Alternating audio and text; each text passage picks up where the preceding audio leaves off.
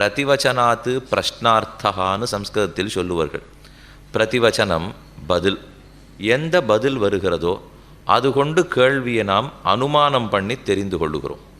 அதே போல உள்ளுக்குள்ளு இருக்கிறவள் விடியவில்லை, அதனால் எழுந்து வர தேவையில்லைன்னு சொல்லியிருக்கணும். அதனால தான் புள்ளும் சிலம்பின ஆண் என்று வெளியில் விடிந்தமைக்கு அடையாளம் சொல்லுகிறார்கள். ஆக இப்படி உக்தி பிரத்யுக்திகள், உக்தி பேச்சு, பிரத்யுக்தி அதுக்கு வந்த பதில், இது ரெண்டும் ஸ்பஷ்டமாக இல்லை.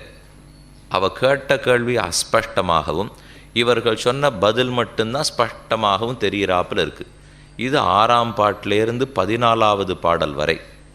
ஆனால் இன்றைய நாள் பாசுரமான 15வது பாசுரத்திலே இருவருடைய பேச்சும் வியக்தமாக இருக்கிறது.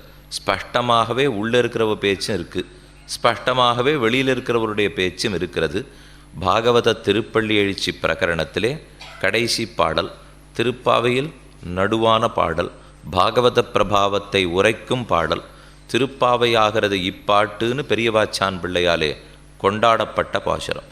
எல்லே இளங்கிளியே இன்னம் உறங்குதியோ சில்லன் அழையேன்மின் அங்கமீர் போதருகின்றேன், வல்ல உன் கட்டுரைகள் பண்டே உன் வாயெரிதும், வல்லீர்கள் நீங்களே நானேதான் ஆயிடுக, வல்ல நீ போதாய் உனக்கென்ன வேறுடையை, எல்லாரும் போந்தாரோ போந்தார் போந்தெண்ணிக்கொள், வல்லான கொன்னான மாற்றார மாற்றழிக்க வல்லானை மாயனை பாட ஏலோர் எம்பாவாய் என்று 15வது பாசுரத்தை ஆண்டாள் முடிக்கிறாள்.